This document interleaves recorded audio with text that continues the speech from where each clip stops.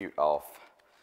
We're in the book of Judges. Hope everybody's having a good day. I saw some folks from church yesterday, and I was telling them, seems like I hadn't seen you in forever.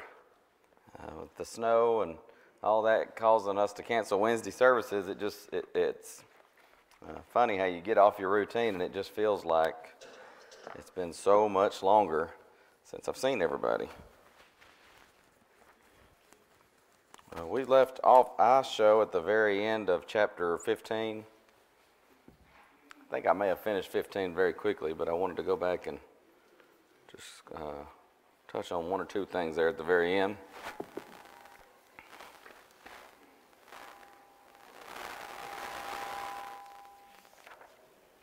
I don't know if I'm doing something.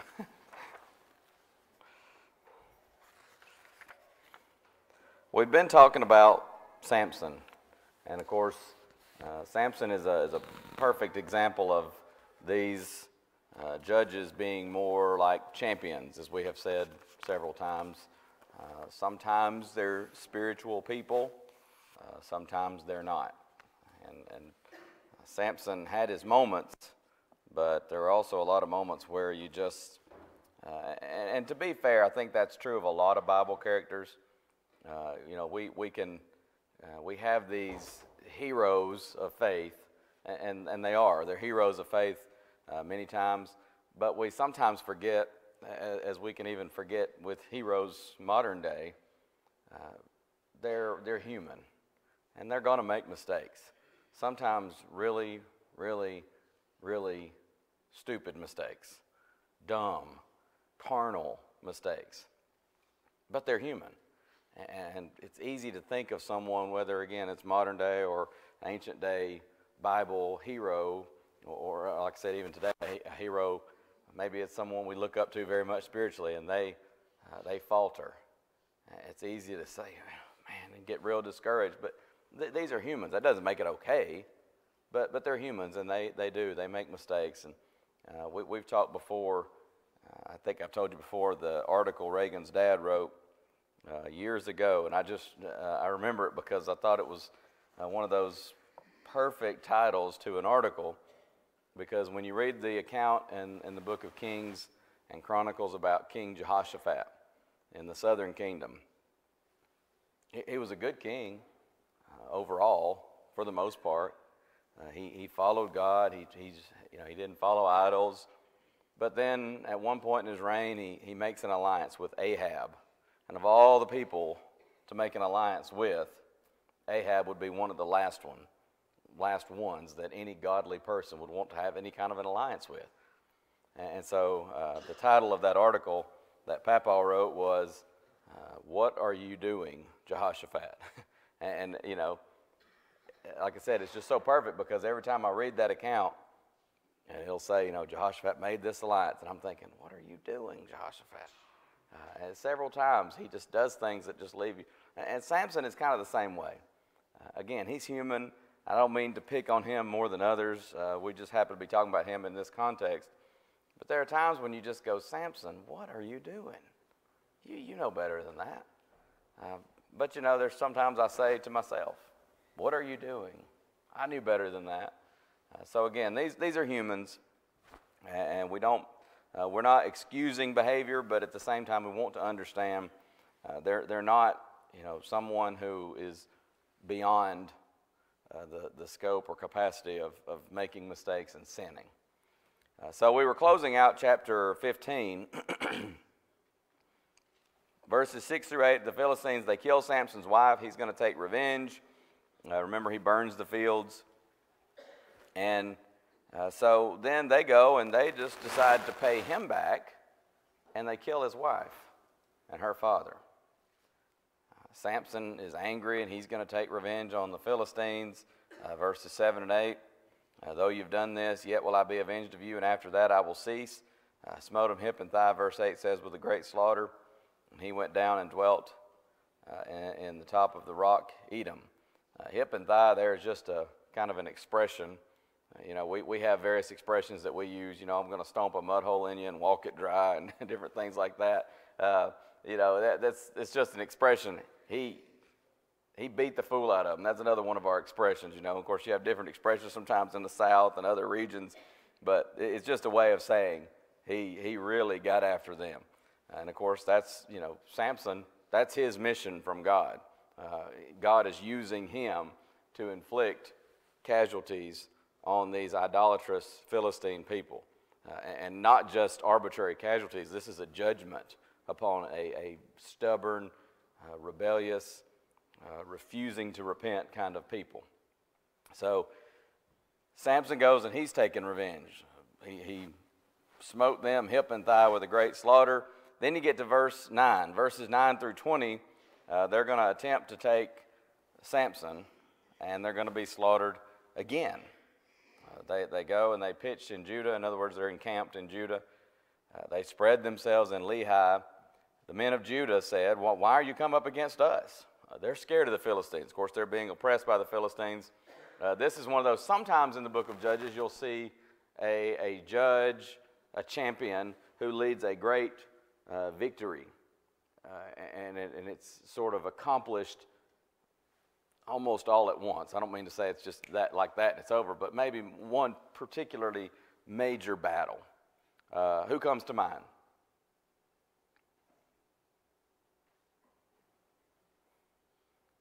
Crickets. Well, I'm thinking just in the time of the judges. Great victory. Nobody? Gideon. That's who immediately came to my mind. You know, God whittles down the number of soldiers, and, you know, eventually you end up with 300, and God gives them this great victory by the 300 men.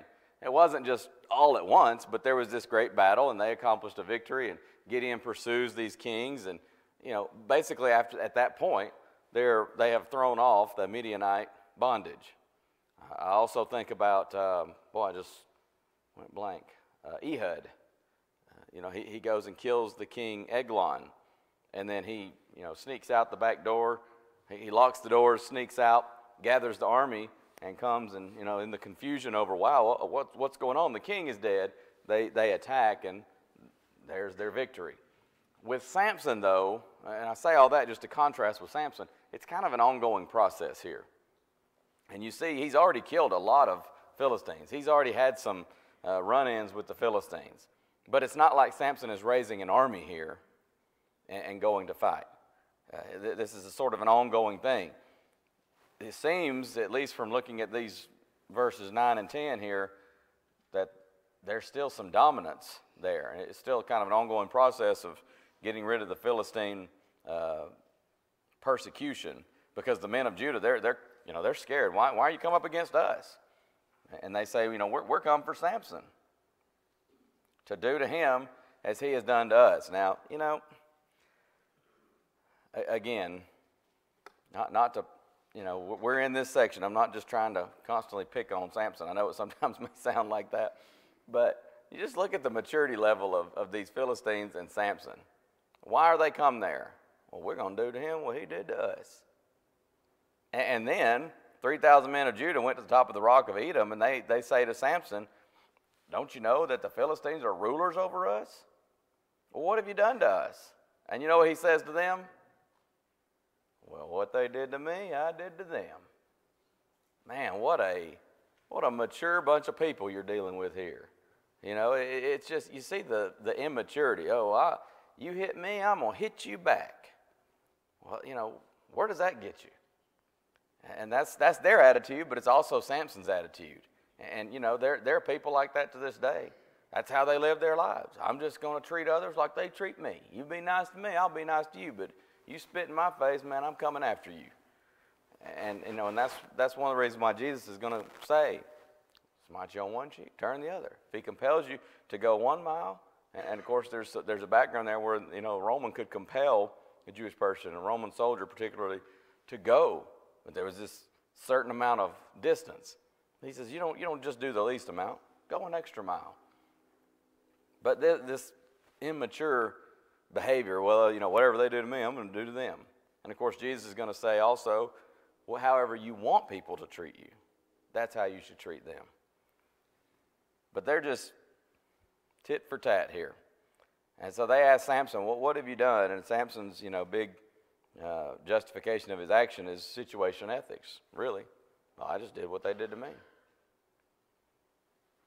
Then it goes on, and they said to Samson, we've come to bind you. We're going to deliver you into the hand of the Philistines. They're more afraid of an army of Philistines than they are one man, which on the surface makes sense, right? But they don't understand that God is using Samson. Samson basically says to them, just promise me that you're not going to hurt me yourselves. You, my brethren, you're not going to hurt me. And they say, no, we're not going to hurt you. We're just going to tie you up and deliver you to the Philistines. That's so much better, right? Every time you read the book of Judges, there are just things over and over again, and you're just shaking your head and going, come on. These people, and again, this is why we call Judges the dark ages of Israel. This is life when you get away from God. It becomes situation ethics. It becomes, whatever. And you just do whatever's right in your own sight. It becomes humanism. It becomes anarchy. And you see a lot of that in the book of Judges. And so here are his own brethren, and he's saying, don't hurt me. And they're saying, well, we're not going to hurt you. We're just going to tie you up and deliver you to them. We're going to let them hurt you. So, I wonder, it doesn't tell us, but I always wondered, what did Samson say to that? Of course, I think he knows what he's going to do here. I think, my personal opinion, the Bible doesn't say this, but I think it's a pretty educated guess here that probably what he's thinking is, I don't want to hurt my own brethren. So tell me you're not going to try to fight with me. And they say no. And so at that point, I think Samson's going, okay, good. I got this. I can whoop those Philistines. But he doesn't want to hurt his own brethren. That's my guess. But anyway, he comes into Lehi, verse 14. The Philistines shout against him. Of course, he's bound, so they think, here we go, we got him. The Spirit of the Lord came mightily upon him. Again, remember that we see that several times in the book of Judges. What always follows that expression? Something miraculous is going to happen. And of course, that's what happens here. He has these cords on him, binding him, and they become basically like flax burnt with fire. And of course, just we might say like wet noodles. He just, and he breaks those loose from off his hands. He found a new jawbone, this jawbone of a donkey. He takes it, new jawbone meaning that it's not, old and wouldn't be brittle. It's going to be stronger. So he put forth his hand, took it, slew 1,000 men therewith. That's an impressive feat. And we understand this is happening through miraculous help from the Lord. Then he says, who's got a New King James? Has anybody got one? I've got one on my phone or on my iPad here. I can look at it. I was just curious to see the wording. I meant to check that.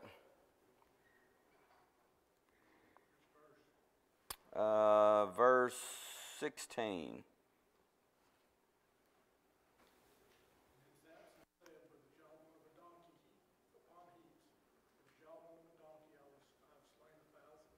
Okay, so it's pretty similar. This is one of those, you can't really get it in English. In the Hebrew, and I'm not a Hebrew scholar by any stretch, but I'm told that in the Hebrew, this is basically said in rhyme. It's like a rhyme. Do you remember anybody else stick out in your mind that used to speak a lot in rhyme? Think in terms of an athlete, kind of cocky. Muhammad Ali. That's what it reminds you of here. This is in rhyme in the Hebrew. What was one of his expressions? I was trying to remember one of them. Float like a butterfly, sting like a bee. And then there was something after that, right?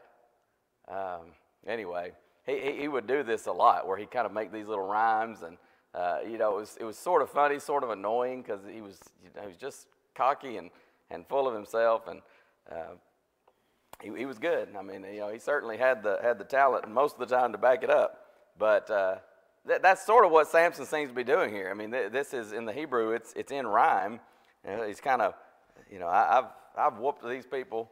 I took them down. One of the ones I remember I was trying to think of with Muhammad Ali, the fight with, who was the guy that he had those just epic bouts with? Frazier. I think that was the one where he said it's going to be a thriller in Manila. That one always cracked me up. And it was a good fight. But that seems to be something similar to what Samson is doing here. And so the place is called Ramoth Lehi. That means elevated place of the jawbone. So it seems to be an elevated place. He slew all these men, 1,000 people with the jawbone of a donkey. And so he calls the place Ramoth Lehi.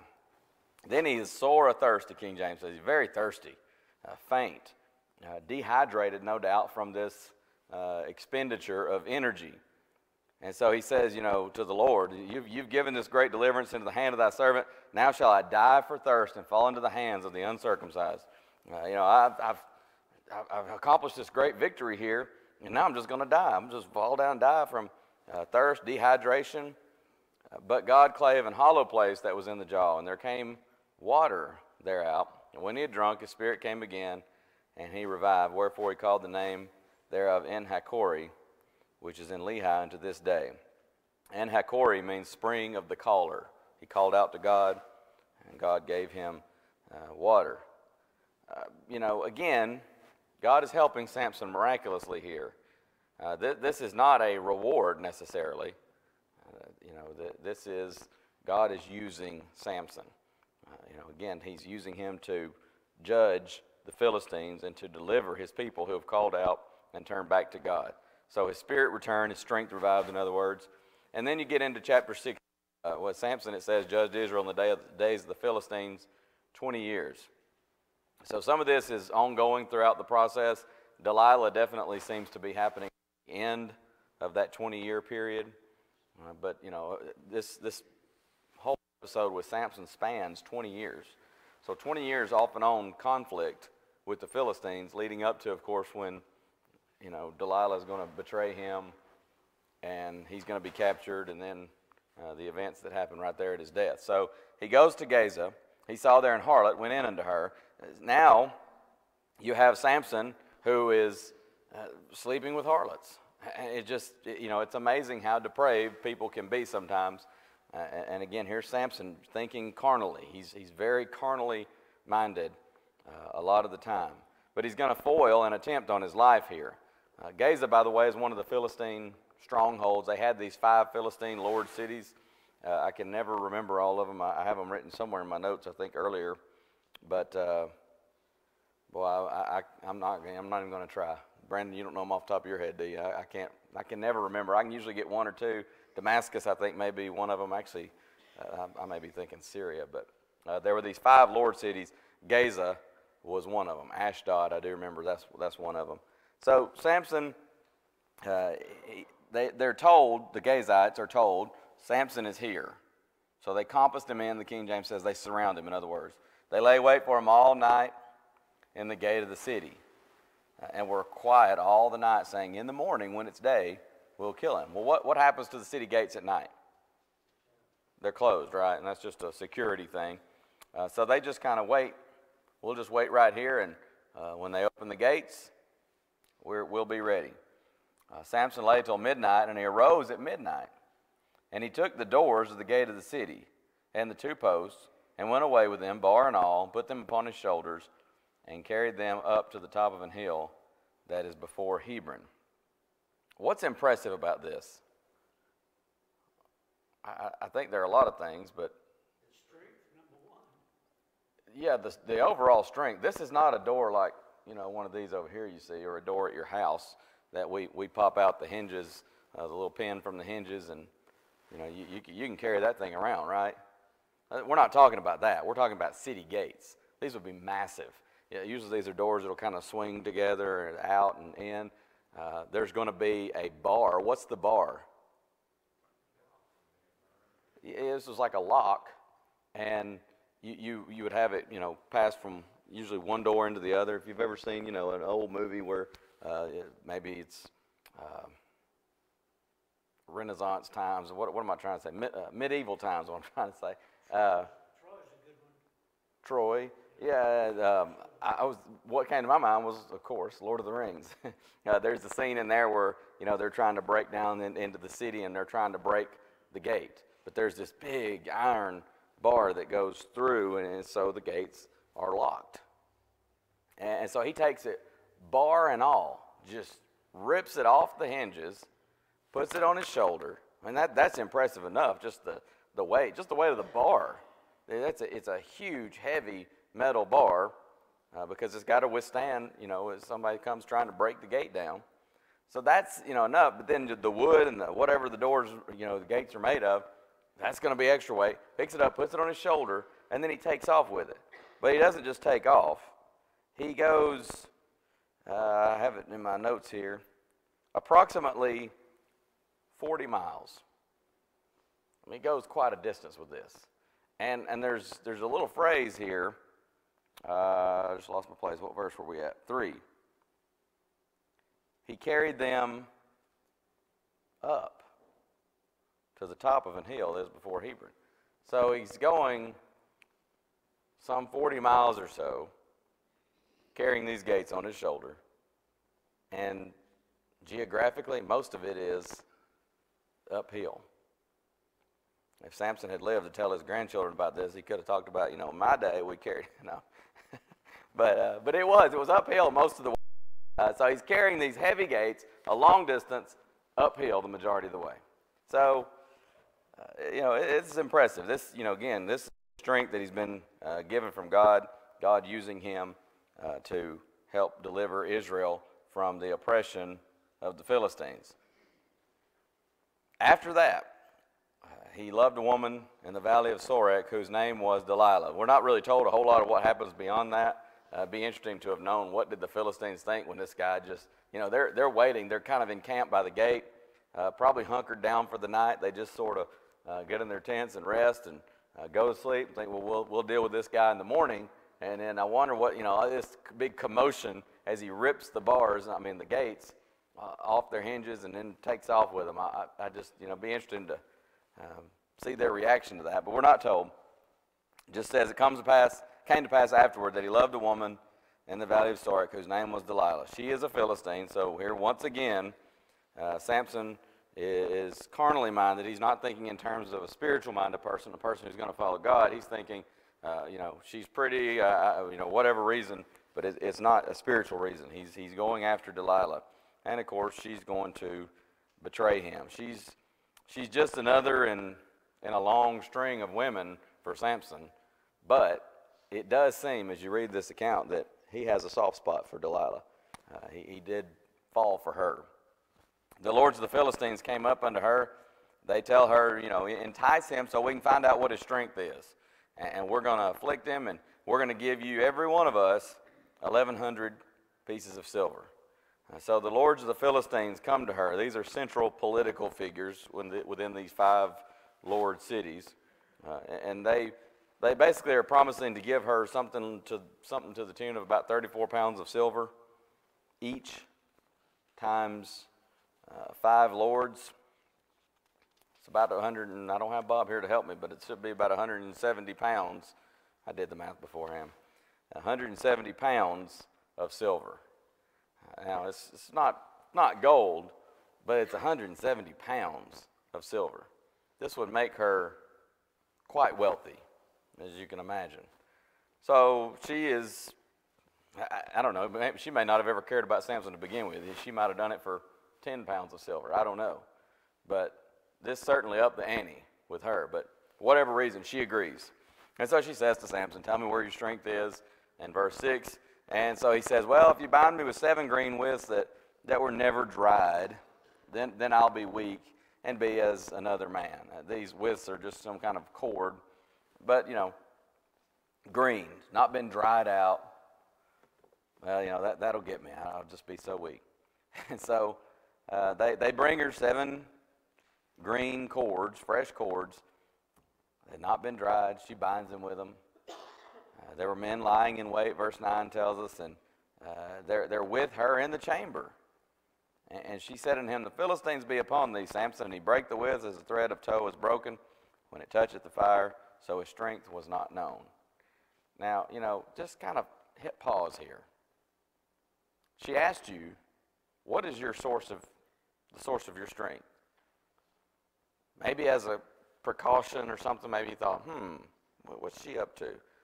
Maybe he just thinks it's funny, but he tells her a lie, which was, wrong in and of itself. But he lies to her. Then you fall asleep, you wake up, you're tied with exactly what you told her, and Philistines are in your chamber. This ain't rocket science, okay? This woman she's betraying you. That's once. I mean, it should only take once, right?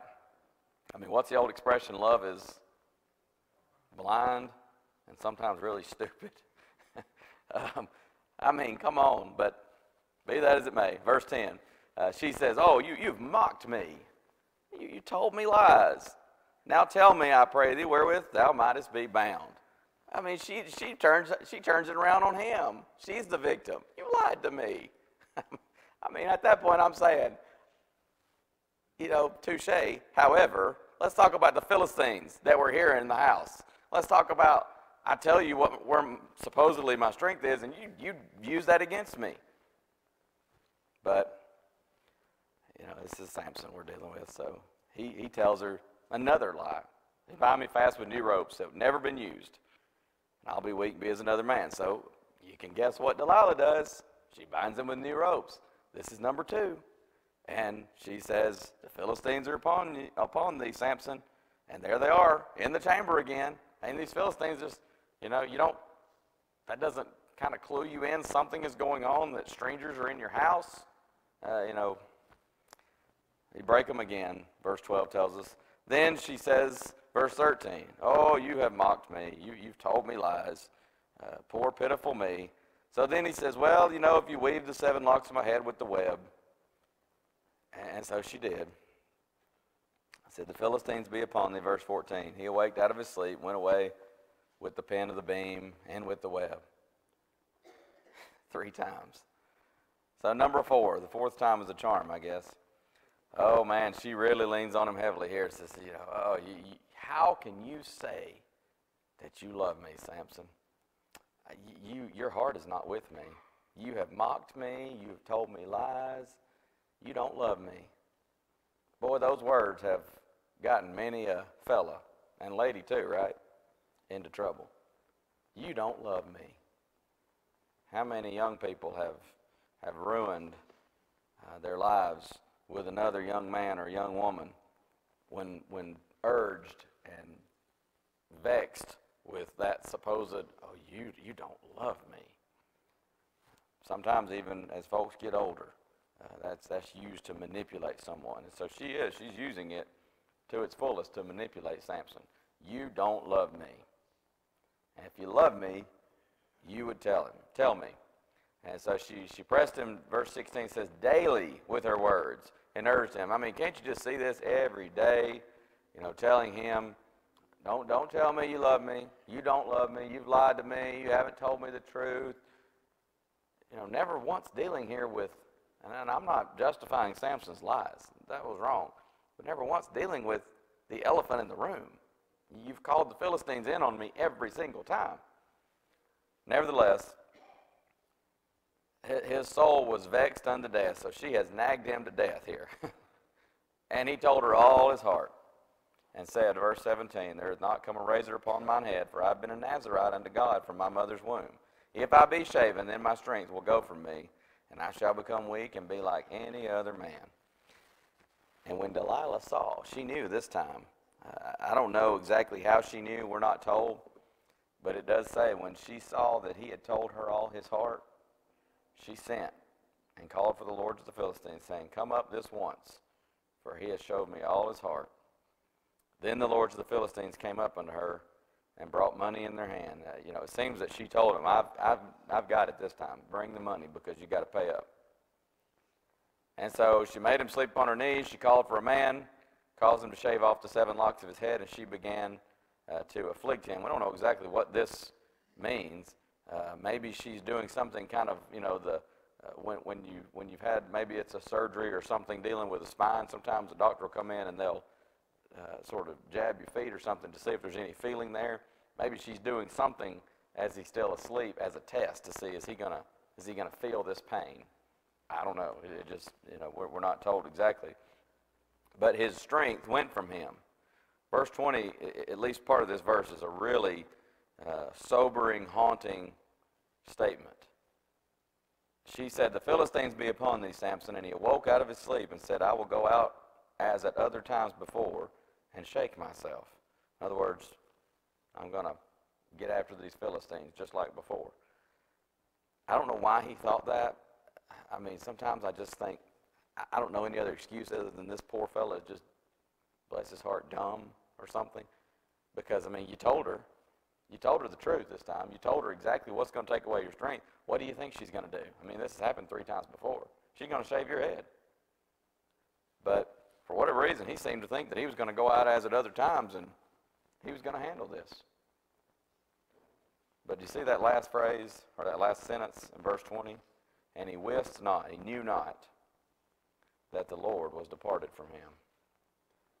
Boy, you know, we could park right there and just preach and teach for a long, long time. You know, here there's a physical application. This miraculous strength is gone. But there's a spiritual application today. How many people, they think they're going to go out as at other times? They're going to worship God. They're going to have their church service. They're going to, accept Jesus Christ into their heart as their personal Savior, as the expression goes so many times in denominational circles. But they wist not, they know not, that the Lord has departed from them. Because we can't approach God on our terms. We don't get to decide how we're going to approach God and what's going to be acceptable in His sight. He determines that. Samson's strength was determined by God.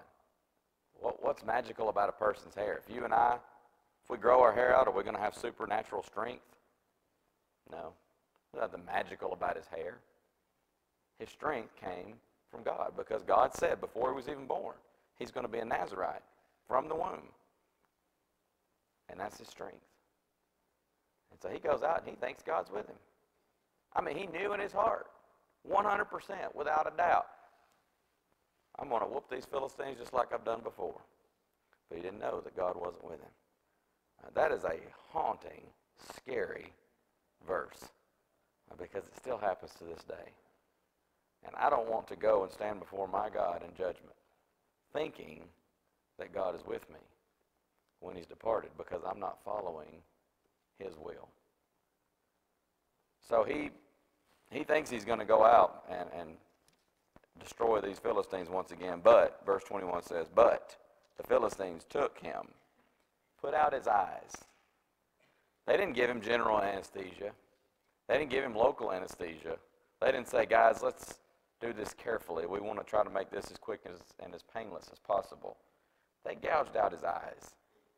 And I'm not trying to be gross, but you just stop and think for a moment. The pain and how traumatic that would have to be. You know, again, they're not doing anything to try to make this easy on him. But they put out his eyes. They bring him to Gaza. Again, one of those lord cities of the Philistines. They bind him with fetters of brass, and he did grind in the prison house. He's doing lowly slave labor, in other words. Howbeit, the hair of his head began to grow again after he was shaven. Here's another key verse in this account.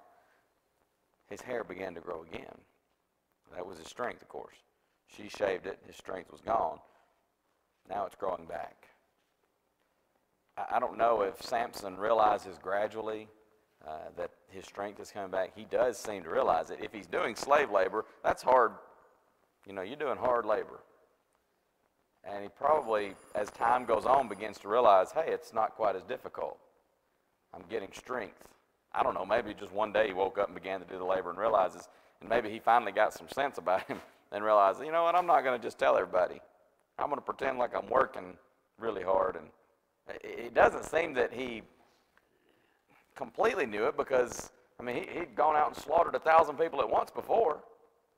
So you think if he knew it had completely come back, he's going to go out and just attack them.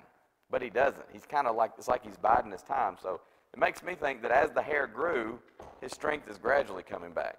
I don't know. The Bible doesn't tell us, but that just seems to make sense to me. But anyway, they've got him doing slave labor, and his hair's growing back, so he's getting strength. And so they gathered together for a sacrifice unto Dagon their god. Dagon was a vegetable and grain god, idol of the Philistines. It's one of a lot of scholars say it's the chief deity of the Philistines. He had a fish's head. There's another account coming later on when the Philistines are going to end up with the ark of God. And if you haven't read that, I'll just not give you a spoiler, and we'll wait till we get to it in our study. But the long and short of that is Dagon is going to bow before Jehovah. The Dagon, of course, is a false god. It's just a piece of stone or wood or whatever they've carved it out of. But they bring it into the house of Dagon. They bring Samson together. They're going to have this great sacrifice for Dagon, their god, and to rejoice because they say, our God hath delivered Samson, our enemy, into our hand. You know, it might have been his own foolishness. It might have been some punishment from God for some of his carnal, foolish-mindedness. But for whatever reason, they've got Samson. And, you know, they might have been okay. I don't really know that I can say this with certainty, but I do know this. They really messed up. Really went wrong is when they decided and just said, our God has delivered Samson into our hands. And it's as if Jehovah says, oh, really? Oh, really? Because they're going to learn a lesson the hard way. And again, there's a judgment coming from God. Even in their victory, they're giving credit to an idol. Now, our God has delivered Samson into our hand. So when the people saw him, they praised their God. Our God has delivered Samson into our enemy, the destroyer of our country, which slew many of us. And then their hearts were merry. They're getting drunk, in other words. They're partying. They said, oh, bring Samson out here. Oh, let him entertain us. They want to mock him. Get some entertainment out of this enemy that they've now brought into subjection and humbled. Bring him out of the prison. And so they did, and they are entertained by him. I don't know what, if they were just laughing at him, how you know, no doubt he looks pitiable with his eyes gouged out. I don't know if they're just making fun of that or if they're making him do something that is to be something they can just make fun of and entertain themselves with. I don't know. But they've got him between these pillars of the house. And you know, sometimes pillars are for looks, but, you know, in those days they weren't for looks, ever. Sometimes even today we use pillars and they hold up a lot. We've got pillars over there at the preacher's house. They run all the way down to the basement, these big bars. And in fact, we were doing some of the remodel that Blake was doing several years ago, and we kind of had to work around those things because even wanted to open up a room a little bit, but you can't move those because if you do, you know what's happening? The house is coming down. That's supporting a lot of weight. And so they got these pillars. He's between them, and so he says to the lad that's kind of guiding him, hey, can you help me find the pillars so I can lean upon them? Maybe he says he's tired or something, and the house is full of men, women. The lords of the Philistines are there. And there's on the roof about 3,000 men and women. And Samson calls to the Lord and says, O Lord God, remember me, I pray thee, and strengthen me, I pray thee, only this once, O God, that I may be at once avenged of the Philistines for my 2 eyes. Maybe he's just thinking about his eyes. Maybe this is just another carnal statement of Samson. I don't know. But he mentions his eyes there. And maybe that he's just thinking in terms of, I just want revenge for my eyes. I don't know. But he took hold of the 2 middle pillars. He pushes, and the house comes down.